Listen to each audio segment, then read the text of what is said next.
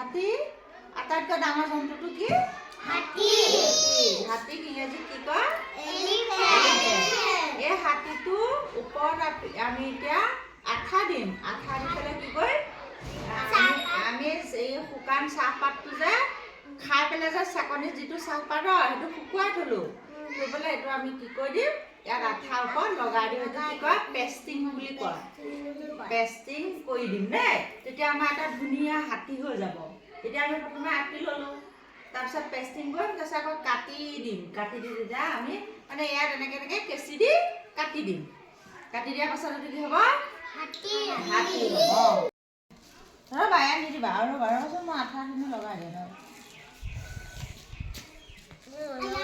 এনেকৈ হেঁচি দিব লাগিব। এনেকৈ হেঁচি দিব লাগিব দেই। এটা এটাকে দিয়া, এনেকৈ দিলে কেনেকৈ হ'ব বাৰু? খুৰডালত দিয়া, দাঁতটোত নিদিবা। খুৰডালত ইয়াৰ পৰাই দিব পাৰে। ইয়াৰ বহুত আছেতো ন, আৰু তোমালোকে দিবই জানা নাই।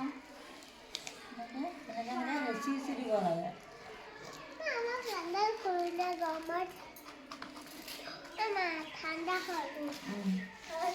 হ'ব এইখিনি দি দিয়া।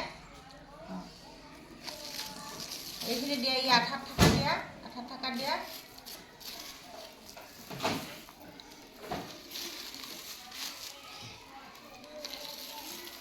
এইখিনি বটা দিলে কুঁহিয়াৰ নিদিলা যে চাঞ্চে নাই। কিহে কৰিলোঁ? চাহপাত।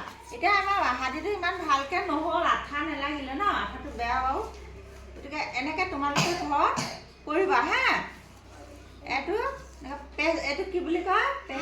পেষ্টিং কৰা, মানে আঠা দি বেলেগ বস্তু তাত হেঁচা দিয়া বা এনেকৈ আঠা লগাই তাত হেঁচা দিয়ে, এইটো বুলি কয় দেই।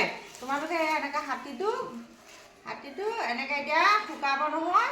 শুকালে মই এনেকৈ কেঁচি দি ধুনীয়াকৈ কাটি দিম, বুজিছা নাই? কাটি দিলে এইটো এতিয়া ধুনীয়া হাতী হৈ গ'ল, হয় নহয়? ভাল লাগিছেনে নাই? অঁ বঢ়িয়া, হ'ব দিয়া।